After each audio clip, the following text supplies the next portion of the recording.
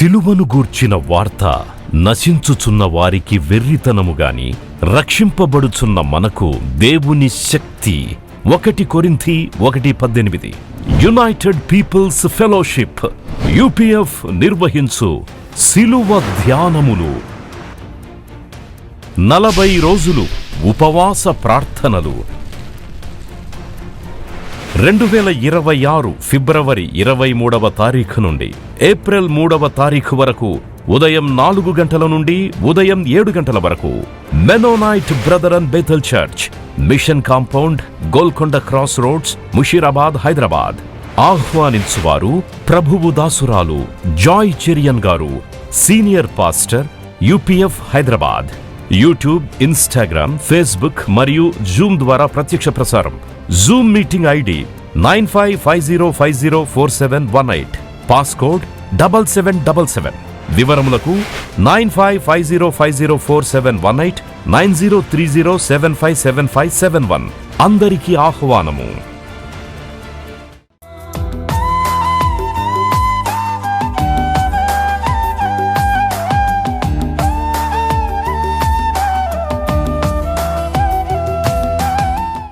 ప్రభునామంలో మీకందరికీ ప్రభు దాసురాలుగా శుభములు తెలియజేస్తున్నాను. ఈరోజు దేవుని వాక్యం మీకు అందించడానికి మరి ఒక అవకాశాన్ని దేవుడు నాకు అనుగ్రహించినందుకు దేవుని స్తుతిస్తున్నాను.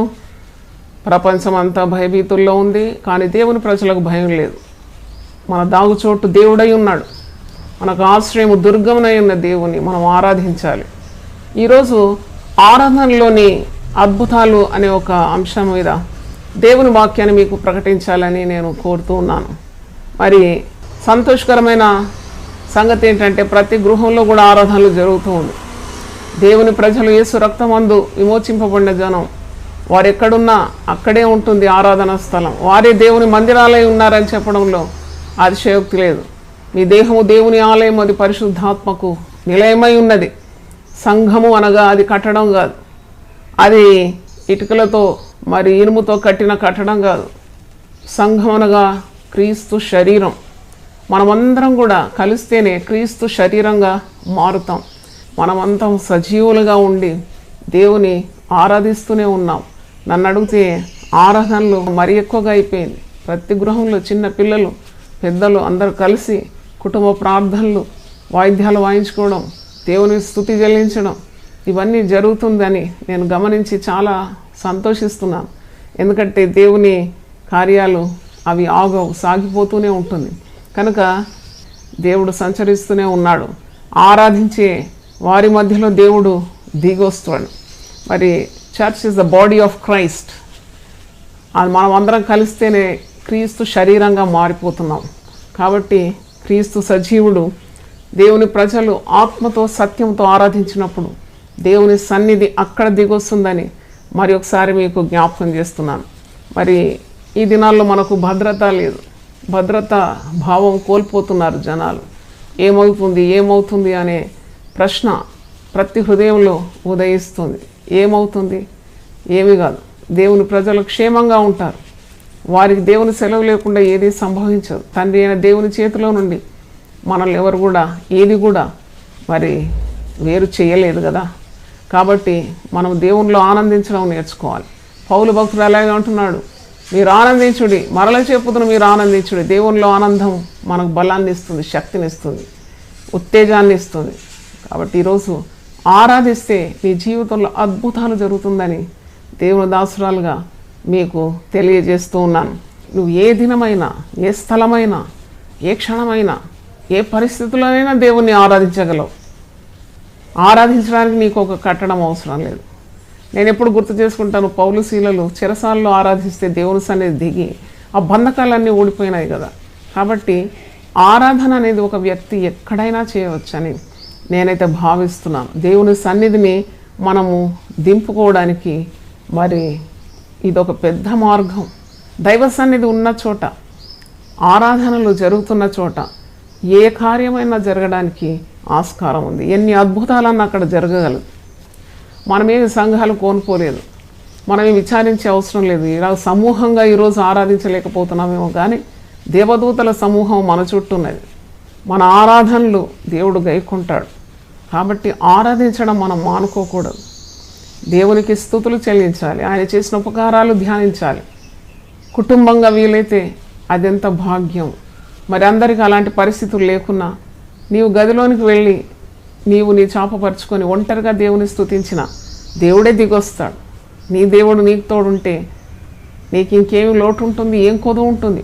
కాబట్టి పాటలు పాడాలి, దేవుని మహిమపరచాలి, ఆయన చేసిన ఉపకారాలు మరి ధ్యానించాలి, స్తుతి స్తోత్రములు చెల్లించాలి. దావీదైతే నాట్యమాడి దేవుని స్తుతించినాడు. అలాగ చేతులెత్తి స్తుతి, నోరు తెరిచి దేవుని స్తుతించడం. కొందరు సాష్టాంగపడి దేవుని ఆరాధిస్తారు. కాబట్టి ఆరాధనలో మహిమ కార్యాలు జరుగుతుంది, అద్భుతాలు జరుగుతుంది. మీకు ఏదైనా జటిలమైన సమస్యలు ఉంటే మీరు ప్రార్థన చేయండి, పాటలు పాడండి. పాటల్లో దేవుని మహిమను మీరు చూస్తారు. మీరు ఒక 7 పాటలు పాడండి. రోగం ఉంటే తొలగిపోతుంది, చిక్కు ఉంటే తొలగిపోతుంది, బంధకాలు ఉంటే ఊడిపోతుంది, భయం ఉంటే తొలగిపోతుంది. ఎందుకంటే పాటలు అంటే దేవునికి చాలా ఇష్టం. 150 కీర్తనలో ప్రతి వచనంలో కూడా స్తుతి స్తుతి స్తుతి అనే మాట మీరు చూస్తారు. స్తుతి కొరకే రాయబడిన కీర్తన 150. సకల ప్రాణులు యెహోవాను స్తుతించాలి. ఇశ్రాయేలు చేయి స్తోత్రముల మీద ఆయన ఆసీనుడై ఉంటాడు. ఇశ్రాయేల్ అంటే దేవుని ప్రజలు పాటలు పాడి ప్రార్థన చేసి దేవుని మహిమపరుస్తుంటే దేవుని సన్నిధి దిగొచ్చేస్తుంది. కాబట్టి మనం గమనించాలి, చాలా గొప్ప ఆయుధం ఇది. సాతాను ఓడించడానికి మహా గొప్ప ఆయుధము స్తుతియాగము చెల్లించడం. మరి స్తుతియాగం చెల్లించేవాడు దేవుని మహిమపరుస్తాడట. దేవుడు తన జీవితంలోకి రావడానికి ఒక మార్గాన్ని ఏర్పాటు చేసుకుంటాడని 50వ కీర్తనలో మనం చూస్తున్నాం. కాబట్టి పౌలు భక్తుడు కూడా అంటున్నాడు 2 కొరింథీ 10వ అధ్యాయం 4వ వచనంలో, ఆరాధన, స్తుతి, ప్రార్థన, శిలువ ధ్యానము, ఉపవాసము, మరి పవిత్రమైన జీవితం, ఇవన్నీ కూడా యుద్ధోపకరణాలు, అంటే ఇంప్లిమెంట్స్ అగెన్స్ట్ ద సేటన్.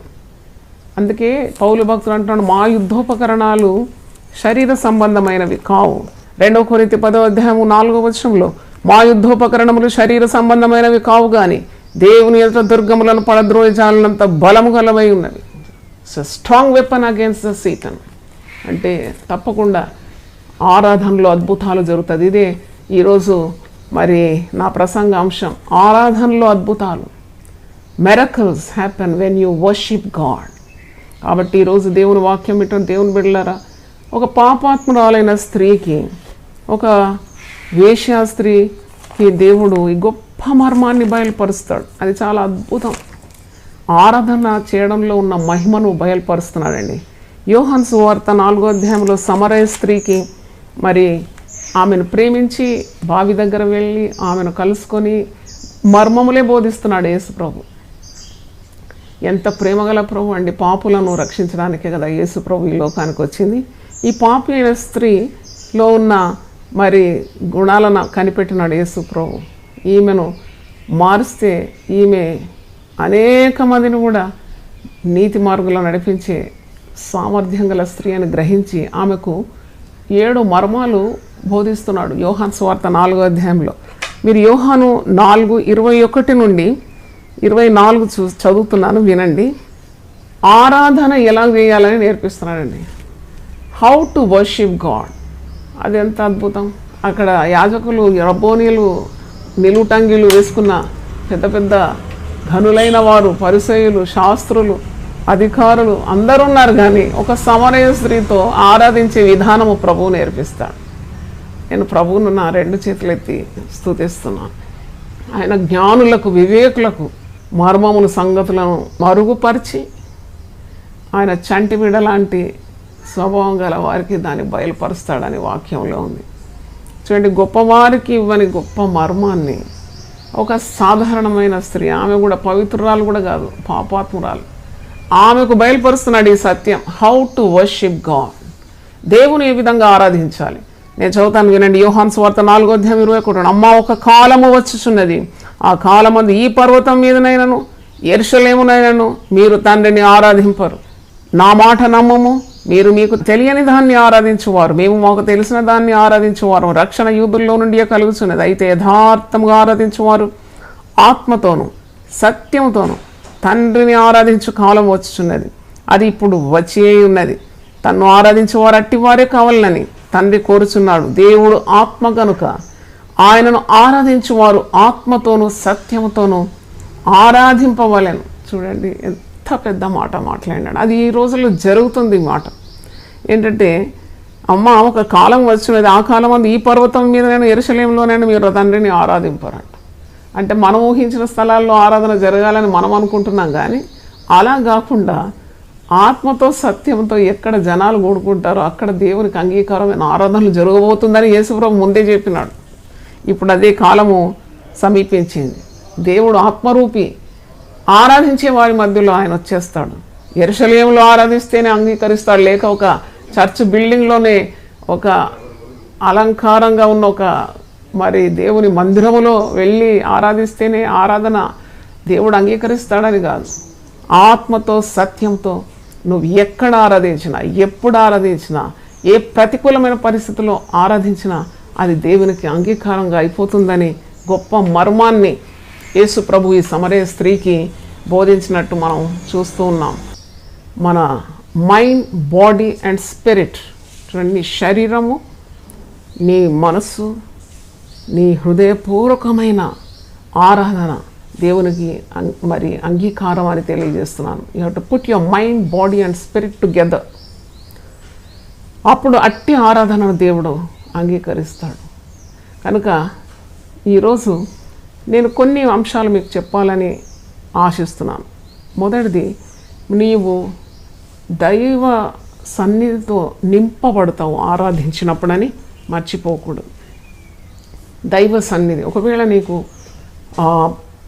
మరి పరిస్థితులు తారుమారుగా ఉన్నప్పుడు, లేక నువ్వు ఊహించని కార్యాలు నీ జీవితంలో జరిగినప్పుడు, ఒకవేళ నువ్వు బంధకాల్లో ఉన్నా, మరి ప్రతికూలమైన స్థితిగతులు నీకు సంభవించిన, ఒకవేళ రోగమే సంభవించిన, ఒకవేళ పాడి స్తుతించి దేవుని ఆరాధించినప్పుడు దేవుడు దిగొస్తాడని మరి తెలుసుకోవాలి.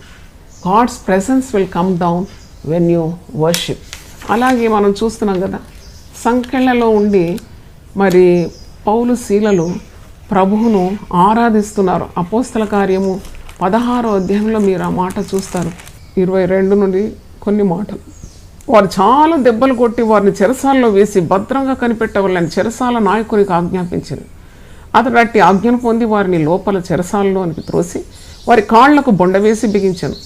అయితే ఏం జరిగింది? ఇన్ని బాధలు అనుభవిస్తున్న భక్తులు పౌలు శీలలు వారిని కొడుతున్నారు, వారిని ఈడ్చుకొని తీసుకొని వెళ్తున్నారు, వస్త్రాలంతా లాగేసినారు. దొమ్మిగా జనసమూహం, ఇద్దరి మీద జనసమూహం పడితే ఎట్లుంటుంది వారి పరిస్థితి? మరి కాళ్లకు బొండ వేసి బిగించినారు. వారిని చెరసాల అంతర్భాగంలోకి కటిక చీకటిలోకి తోసివేసినారు. వారిని మరి ఆ బంధకాల్లో ఉంచేసినారు. అట్టి తీవ్రమైన పరిస్థితిలో భక్తులు ఏం చేసినారంటే, 25వ వచనం మీరు చూడండి, అపోస్తల కార్యం 16:25. అయితే మధ్యరాత్రి వేళ పౌలును శీలయు దేవునికి ప్రార్థించుచు కీర్తనలు పాడుచుండ్రి, ఖైదీలు వినుచుండిరి. అంటే ఇట్టి పరిస్థితిలో, మరి ఇంత భయంకరమైన ప్రతికూల పరిస్థితిలో భక్తులు పాటలు పాడుతున్నారు, ప్రార్థన చేస్తున్నారంట. ఖైదీలందరూ వింటున్నారంట. వారికి వాయిద్యాలు ఏంటంటే వారి సంఖ్యలే కొట్టుకుంటూ మరి దేవుని మహిమపరుస్తున్నారు. కష్టాల్లో మరి ఆ దేవునికి మహిమ చెల్లిస్తున్నారు. అంటే వారికి అంత ప్రగాఢమైన విశ్వాసం, దేవుని సెలవు లేకుండా వారి జీవితంలో ఏది సంభవించదనే విశ్వాసంతో వారు దేవుని ఆరాధిస్తున్నారు. అన్నీ బాగుంటే మనం స్తోత్రం స్తుతి చెల్లిస్తాం, కానీ అన్ని పరిస్థితులు తారుమారైనప్పుడు మనకు స్తుతి రావాలి. అదే నిజమైన భక్తి నన్ను అడిగితే. చూడండి, వీరు ఎంత ఆత్మతో ఆరాధిస్తున్నారు. అదొక మధ్యరాత్రి, అదొక చెరసాల, చీకటి, వారికి సంబంధించిన మనుషులు ఎవరు అక్కడ లేరు. అయినా వారు ఆరాధిస్తున్నారు, అయినా వారు దేవుని స్తుతిస్తున్నారు, పాటలు పాడుతున్నారు, కీర్తనలు పాడుతున్నారు, దేవుని మహిమపరుస్తున్నారు, ప్రార్థనలు చేస్తున్నారు, ఖైదీలు వింటున్నారు. నేను ఆరాధనలు అద్భుతాలు అనే అంశం మీద మాట్లాడుతున్నాను. ఇక్కడ ఎన్ని అద్భుతాలు అంటే మీరు అపోస్తల కార్యం 16వ అధ్యాయం మొత్తం చదవండి. ముఖ్యంగా అద్భుతాలు ఎలా జరిగింది ఆరాధనలో అన్నప్పుడు మీరు 25 నుండి కింద 40 వచనాలు చదివితే ఒక్క అద్భుతం వెంబడి మరొక అద్భుతం, ఒక్క అద్భుతం వెంబడి మరొక అద్భుతం. You just list out the miracles. మీరు ఒక పెన్ను పేపర్ తీసుకొని అపోస్తలుల కార్యం 16:25 నుండి 40 వచనాల్లో జరిగిన అద్భుతాలు రాస్తే కోకొల్లలుగా మీకు అద్భుతాలు పుట్టుకొస్తుంది అక్కడ. అంటే ఎంత అద్భుతం! ప్రార్థన చేయడం, ఆరాధించడం, పాటలు పాడడం, దేవుని మహిమపరచడం. వెంటనే ఇక్కడ చూడండి, అప్పుడు అకస్మాత్తుగా మహాభూకంపం కలిగాను, చెరసాల పునాదులు అదిరాను, వెంటనే తలుపులన్నీ తెరుచుకొనాను, అందరి బంధకములు ఊడాను. చూడండి, అద్భుతాలు జరుగుతూ ఉంది.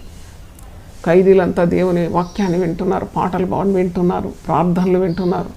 వారి బంధకాలన్నీ ఊడిపోయింది, మహాభూకంపం కలిగింది, చెరసాల పునాదులు అదిరింది, తలుపులన్నీ తెరుచుకుంది, బంధకాలన్నీ ఊడిపోయింది. తిరిగి చూస్తే చెరసాల నాయకుడు మేలుకొని చెరసాల తలుపులన్నీ తెరిచి ఉండే చూచి ఖైదీలు పారిపోయారు అనుకొని కత్తి దూసి తాను చంపుకోబోయాను.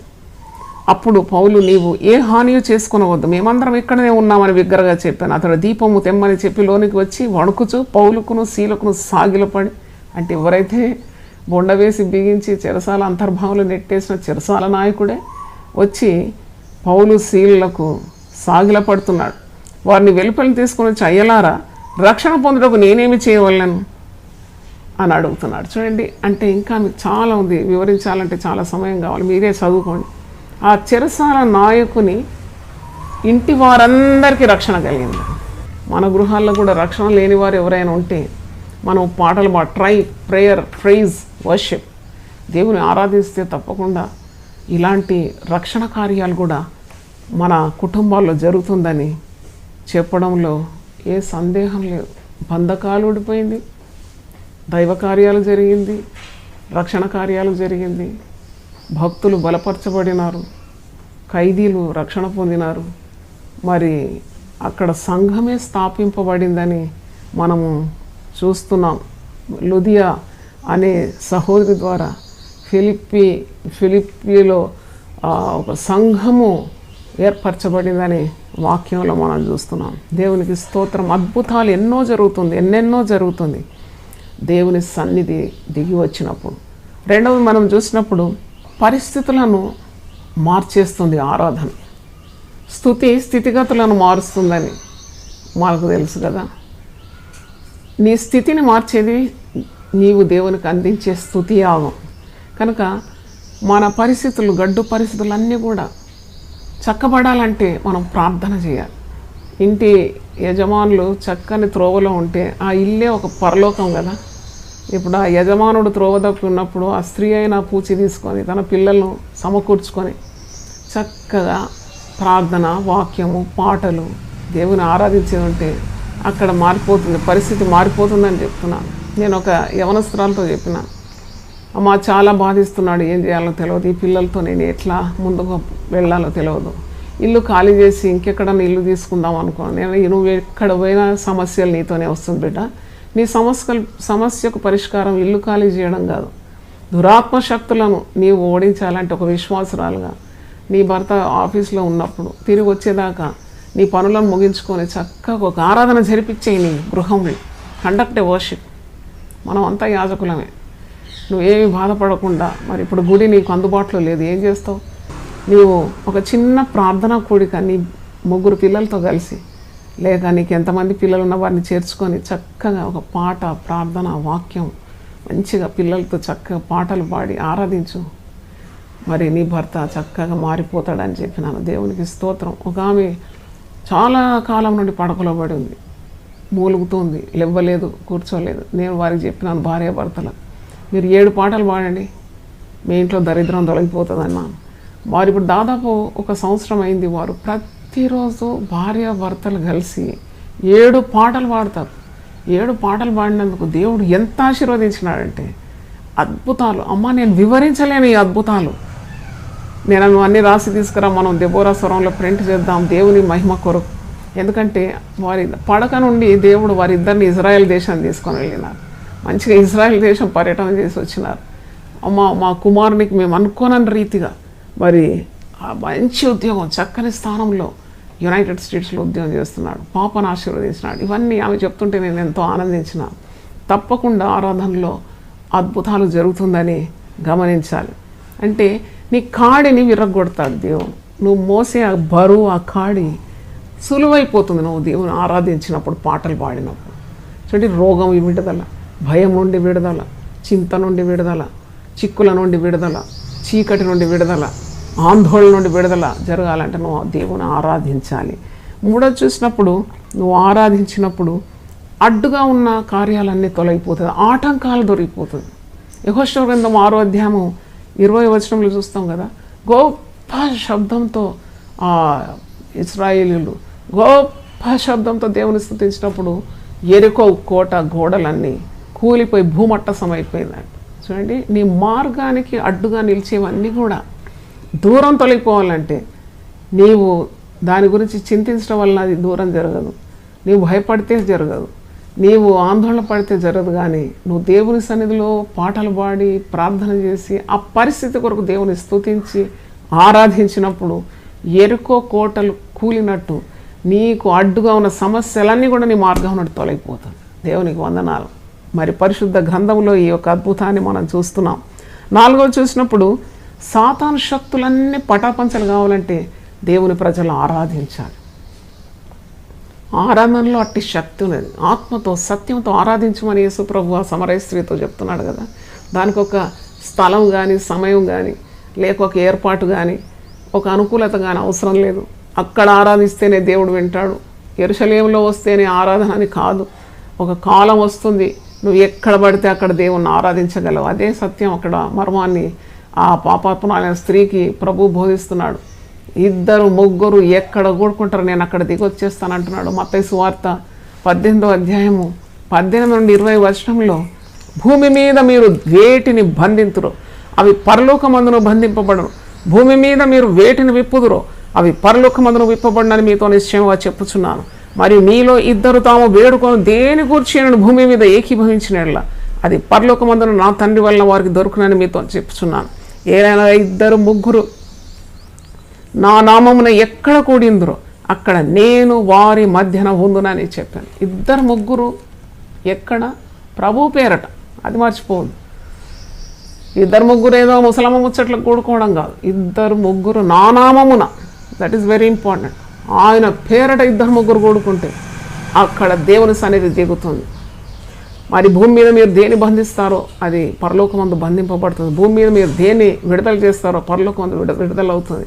2 ఏకీభవించి నా పేరట మీరు నన్ను ఏమడిగినని దాన్ని చేస్తానంటున్నాడు. దేవునికి స్తోత్రం, హల్లెలూయా. ఎందుకంటే where there is worship there is great victory, గొప్ప విజయం. మరి అలాగూ మనము ఆరాధించుకోవాలి. ఇక్కడ మరి ఈ 4వ అంశం, it brings deliverance from demonic operation. సాతాను కార్యాలు నీ గృహంలో ఉంటే పాటలు పాడి ప్రార్థన చేసి ఆరాధించి సైతాను బంధింపబడతాయి. నీ భర్త తాగుబోతైతే మరి ఇప్పుడు ఇంట్లోనే ఉంటాడు కదా, ఇంట్లోనే ఉంటాడమ్మా, ఎట్లా ప్రార్థన చేయాలి, ఎట్లా ఆరాధించాలి. నీకు మనసుంటే మార్గం దేవుడు అనుగ్రహిస్తాడు. ఆయన పేరు మార్గం, మర్చిపోదు. ఏసే అంటాడు, ఏసే అంటాడు కదా, నేను మార్గమై ఉన్నాను, నీకు ఒక మార్గం ఇస్తాడు. నాకు తెలుసు కొంతమంది స్త్రీలు మరి వారు స్నానానికి వెళ్ళినప్పుడు కూడా దేవుని ఆరాధిస్తారు, పాటలు పాడతారు. స్వాతంత్రం లేదు, కట్లలో ఉండి ప్రార్థన చేస్తారు, మరి ఆరాధిస్తారు. అట్టివారు విడుదల పొంది మరి ఇప్పుడు మరి ఎంతో ఆరాధనలో మరి పరిచర్యలో వాడబడుతున్న స్త్రీల గురించి నాకు తెలుసు. కాబట్టి నీ కట్లు తెగిపోతుంది. 1 సమూయేలు 16:23, దేవుని యొద్ద నుండి దురాత్మ వచ్చి సౌలును పట్టినప్పుడెల్లా దావీదు సితారా చేతి పట్టుకొని వాయింపగా దురాత్మ అతన్ని విడిచిపోయాను, అతడు సేదదీరి బాగాయను. దేవునికి స్తోత్రం, హల్లెలూయా. అంటే ఆరాధన ఎంత ప్రాముఖ్యమైందండి. దురాత్మల ప్రభావం, దురాత్మ శక్తి, చీకటి శక్తుల ప్రభావాలు ఇవన్నీ తొలగిపోతుంది ఆరాధించినప్పుడు. సౌలుకు దురాత్మ పడినప్పుడు సితారా తీసుకొని దావీదు వాయిస్తే దురాత్మ పట్టినప్పుడు ఎలా వాయించేదంట. అప్పుడంతా కూడా దురాత్మ శక్తి అతను వదిలిపోయి అతడు సేదదీరి బాగాయనని వాక్యంలో చూస్తున్నాము. దేవునికి స్తోత్రం, హల్లెలూయా. యేసు ప్రభు శిలువ మరణానికి వెళ్ళే సమయంలో కూడా మత్తయి సువార్త 26-30 వచనంలో మీరు చూసినప్పుడు, అంతటా వారు కీర్తన పాడి ఒలీవల కొండకు వెళ్ళిరి. అంటే దానికి ముందు ఆయన గిన్నె పట్టుకొని కృతజ్ఞతాస్తులు చెల్లించి మరి ప్రభు బల్ల సంస్కారాన్ని అక్కడ ఆచరించినాడు. తర్వాత ఆయన కీర్తన పాడి శిష్యులతో కలిసి ఒలీవల కొండకు వెళ్ళినాడని వాక్యంలో చూస్తున్నాం. దేవునికి స్తోత్రం, హల్లెలూయా. మరి ఆరాధన అనేది చాలా ప్రాముఖ్యమైనది. అది పరలోకంలో కూడా ఎప్పుడు జరిగేది ఆరాధన. నేను ఆలోచిస్తున్నాను వాక్యం ధ్యానిస్తుంటే, పరలోకంలో ఎప్పుడు ఆరాధనే కదా. అక్కడ ప్రసంగాలు లేవు, ప్రార్థనలు లేవు. వర్షిప్ పరిశుద్ధుడు పరిశుద్ధుడు పరిశుద్ధుడు పరిశుద్ధుడు అని నిత్యము దూతలు మరి దేవుని ఆరాధిస్తున్నాయని యెషయా గ్రంథం 6వ అధ్యాయంలో 2 రెక్కలతో ముఖము కప్పుకొని 2 రెక్కలతో పాదములు కప్పుకొని, అంటే ఇన్ రెవరెన్స్ దేవునికి ఉన్న ఆ యొక్క గొప్ప ఘనత ఇస్తున్నారు అన్నమాట. 2 రెక్కలతో ఎగురుతూ పరిశుద్ధుడు పరిశుద్ధుడు పరిశుద్ధుడు అని ఎల్లప్పుడూ మరి కొనియాడుతున్నట్టు మనకు వాక్యంలో మనం చూస్తున్నాం. కాబట్టి మరి దేవుని సన్నిధిలో నుండి మనం 5వదిగా నేను చెప్తున్నాను, క్రొత్త మర్మాలు కానీ కొత్త రెవల్యూషన్స్ ఆర్ ఇన్సైట్స్, అంటే క్రొత్త కార్యాలు దేవుడు మనకు బయలుపరచడానికి ఆరాధన చాలా ముఖ్యం. దేవుని వాక్యాన్ని ధ్యానించక ముందు నువ్వు ఒక పాట పాడి ప్రార్థన చేసి దేవుని ఆరాధించి మరి దేవుని కొనియాడి స్తుతించినప్పుడు మరి మర్మములను దేవుడు మనకు బయలుపరుస్తాడు. అది మరి ఆ విధంగా దానియేలు ప్రతిరోజు ముమ్మారు యెరూషలేము తట్టు కిటికీలు తెరిచి మోకరించి స్తుతించుచు ప్రార్థించు వచ్చానంటే హీ వాజ్ వర్షిపింగ్. ఆయన ప్రార్థన మాత్రం కాదు, 3 సార్లు దానియేలు ప్రార్థన చేసినారని మనం అంటాం, కానీ అక్కడ మీరు ఒక మాట చూడండి, ఆయన ఆరాధించినాడు స్తుతిస్తూ ప్రార్థన చేసినందుకు. ఎంత శక్తి పుంజుకున్నాడంటే సింహభోన్లో కూడా మరి దేవుడు అతన్ని భద్రంగా కాపాడినాడు. దానియేలుకు మర్మములను బయలుపరిచినాడు. రహస్యములు దేవునికే చెందినవి, అవి దానియేలుకు బయలుపరిచిన దర్శన భావంతో దానియేలుతో మాట్లాడినట్టు దానియేలు గ్రంథంలో మనము చూస్తూ ఉన్నాం. మరి 6వదిగా చూసినప్పుడు మనకు మన పక్షాన దేవుడు యుద్ధాలు చేయాలంటే కూడా తప్పకుండా మనము దేవుని ఆరాధించాలి, పాటలు పాడాలి, మహిమపరచాలి, స్తుతించాలి. నన్ను ఘనపరచు వారిని నేను ఘనపరుస్తాను అంటాడు. 1 సమూయేలు 2:30లో చూస్తాం. I will honour those who honour me. ఇప్పుడు చూడండి, యెహోషాపాతు రాజు శత్రు సైన్యాన్ని ఏ విధంగా ఎదుర్కొన్నాడంటే ఆయన ఆరాధనతో గాయకులను ఏర్పరిచినాడట. పాటలు యెహోవా కృప నిరంతరం ఉండనని గాయకులు పాడుతున్నారంట. సంగీతంతో మరి వాయిద్యాలతో వారు స్తుతులతో శత్రువులను ఎదుర్కొన్నప్పుడు శత్రువులందరూ కూడా ఓడిపోయి గొప్ప విజయము ఆ రాజుకు దేవుడు అనుగ్రహించినాడని మనము వాక్యంలో మనం చూస్తున్నాం. దినవృత్తాంతం గ్రంథంలో మనకు ఆ కార్యం కనబడుతుంది. మరి చివరిగా నేను కొన్ని హెచ్చరిక మాటలు ఇచ్చి నా వాక్యాన్ని నేను ముగిస్తున్నాను. అదేంటంటే ఆయన స్తుతుల మీద ఆసీనుడై ఉంటాడు. God can dwell only on the praises of his people. 22 కీర్తన 3వ వచనంలో ఉంది. దేవుని జనాంగము పాటలు పాడాలి, దేవుని జనాంగము ప్రార్థన చేయాలి, దేవుని జనాంగము స్తుతించాలి, దేవుని జనాంగము ఆరాధించి దేవుని ఘనపరిచినప్పుడు మరి దేవుడు అక్కడ దిగొస్తాడు. He dwells there. దేవుడున్న చోట కలహాలు ఉండవు, దేవుడున్న చోట అనుమానాలు ఉండవు, దేవుడున్న చోట హత్యలు ఉండవు, దేవుడున్న చోట కలహాలు కలవరము ఏది ఉండదు కదా. దైవ సన్నిధి మన కుటుంబాల్లో రావాలి. యేసు ప్రభు పునరుద్ధానుడైనప్పుడు స్త్రీలు సుగంధ ద్రవ్యాలతో శవశరీరానికి పోయడానికి వచ్చినారు, కానీ ఆయన ఇక్కడ లేడు, ఆయన లేచి ఉన్నాడు. ఈ పునరుద్ధాన దినం అందుకే మనం ఆరాధిస్తాం. ఆయన జీవిస్తున్నాడు గనుక మనం జీవిస్తున్నాం, అందుకే మనం ఆయన ఆరాధిస్తున్నాం. ఆయన ఉనికి గల దేవుడు, ఆయనను ఆరాధిస్తున్నాం. ఆయన సమర్థుడు, ఆయనను ఆరాధిస్తున్నాం. ఆయన మనకు ఏదైనా మనకు సాధ్యపరచగలడు, ఆయన అందుకే మనం ఆరాధిస్తున్నాం. మనందరి కుటుంబాల్లో దేవుడు మరి దిగువచ్చునుగాక. దేవునికి స్తోత్రం. ప్రార్థన చేసుకుందాం. ప్రభువా, నీ పరిశుద్ధ నామమునకు స్తోత్రం చెల్లిస్తున్నాం. వాక్యం ద్వారా మా అందరితోనూ హెచ్చరించినందుకు నీకు స్తోత్రం చెల్లిస్తున్నాం. కృపగల దేవుడు, మేము ఎంతో నేర్చుకోవాల్సి ఉంది. నీ వాక్యం ఎంత పరిశుద్ధమైనది. నేను ఆరాధించే విధానాన్ని మాకు బోధించినందుకు నేను స్తుతిస్తున్నాను. ఆరాధనకు అసాధ్యం అంటూ ఏది లేదని మీరు సెలవిచ్చినారు. ఆనాడు పాపాత్మురాలైన స్త్రీతోనూ పలికినావు, నన్ను ఆరాధించే వారు ఆత్మతోనూ సత్యంతోనూ నన్ను ఆరాధించాలని. ఆరాధించడానికి ఒక స్థలమని సమయమని లేకుండా ఎక్కడ 2-3 కూడి నిన్ను ఆరాధిస్తారో అక్కడ వారి మధ్యలోకి దిగొస్తానని కూడా నువ్వు సెలవిచ్చిన దేవుడు. 2 ఏకీభవించి నిన్ను స్తుతించి ప్రార్థించినప్పుడు నువ్వు జరిగించే కార్యాలు ఎంత మహత్తరమైనవని కూడా మేము గమనించినాము తండ్రి. మేము మీ మందిరాలో ఉన్నాము ప్రభువా. నీవు మనుషుల చేతి పనులైన కట్టడాల్లో నివసించవు. దేవుని చేత మరి సృష్టింపబడిన మీ ప్రజలమైన మా మధ్యలోనే, మా హృదయాల్లోనే నువ్వు నివసిస్తున్నావు కనుక నీకు స్తోత్రం. మేమిప్పుడు మా గృహాల్లో ఆరాధిస్తున్నప్పుడు మాకు అట్లన్నీ తెగపోతుందని మేము నమ్ముతున్నాం. బంధకాలన్నీ ఊడిపోనుగా కానీ మేము ప్రార్థిస్తున్నాం. సకల ఆశీర్వాదాలు మా అందరి మీద మీరు కుమ్మరించమని, దేవుని వాక్యం విన్న వారిని మీరు మరి తండ్రి ఆత్మలో ఉత్తేజం వారికి దయచేయమని, వారిని బాగు చేయమని యేసు అతి పరిశుద్ధ నామములో అడుగుతున్నాం తండ్రి. ఆమేన్. God bless you. ప్రతిదినం దేవునితో నేను. కుటుంబ వ్యవస్థలు, జీవన విలువలు అస్తవ్యస్తంగా మారుతున్న ఈ రోజుల్లో ప్రభువు దాసురాలు రెవరెండ్ డాక్టర్ జాయ్ చెరియన్ గారు దైవ దర్శనంతో ప్రభువు సన్నిధిలో కనిపెట్టి పొందిన 366 విభిన్న ధ్యానాంశములను ప్రతిదినం దేవునితో నేను అనే పుస్తక రూపంలో ప్రపంచానికి అందించారు. ఇది అనేకుల జీవితాలను ప్రభావితం చేసే ఒక విలక్షణమైన గ్రంథము. పరిశుద్ధాత్మ దేవుడు ఈ పుస్తకమును పఠించే ప్రతి ఒక్కరిని స్పృశించి శక్తితో నింపునుగాక. ఈ పుస్తకాలిప్పుడు అందరికీ అందుబాటులో ఉన్నాయి. ఈ నూతన సంవత్సరంలో దీనిని మీరు ధ్యానించండి, మీ బంధుమిత్రులకు ఆత్మీయ బహుమతిగా అందించండి. పుస్తక ప్రతుల కొరకు సంప్రదించవలసిన ఫోన్ నంబర్లు 9550504718, 9030757571.